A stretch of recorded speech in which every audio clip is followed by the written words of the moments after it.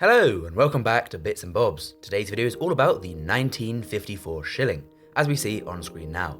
Firstly in the video I'll talk to you about the design of the coin, both reverse and obverse, and then move on to the facts and figures of the coin. The reverse design here was done by George Kruger Gray, and features the three lions of England in a crowned shield taking centre stage of the design. Around it at the top is the words Fid Def, and this is abbreviated Latin, translating to English as Defender of the Faith.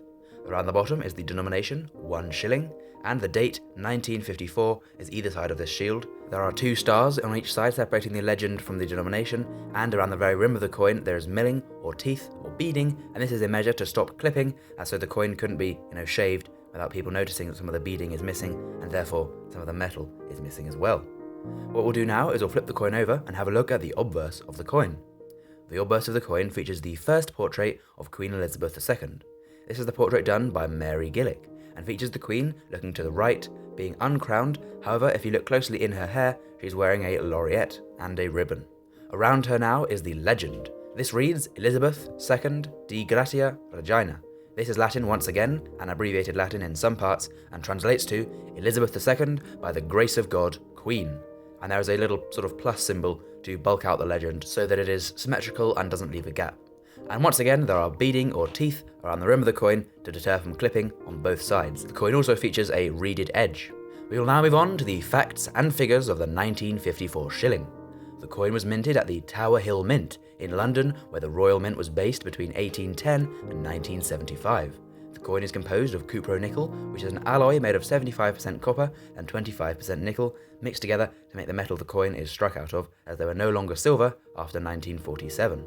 The weight of the coin is 6.56 grams. This is the weight that was standardised in 1817 for shillings, along with the diameter of shillings of 23 millimeters, and was unchanged after 1817 for the rest of the shilling's life.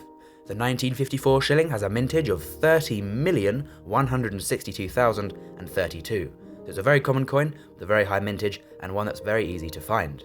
A shilling, if you didn't know, was worth 12 pence back in the pre-decimal money system, and 12 pence was 1/20th of a pound sterling, so there were 20 shillings to the pound. In 1954, 1 shilling was equal to £1.76 today, so it's sort of similar to having a £2 coin today, or a shilling back then, roughly equal purchasing power in their time periods. And the shilling was demonetised in 1990, after serving as a 5 pence for a little bit. Now then, what is the value of a 1954 shilling?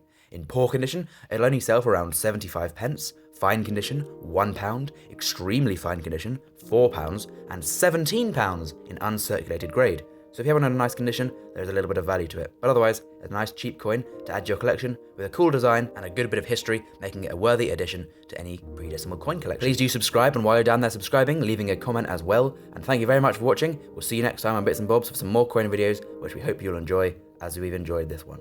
See you then. Bye.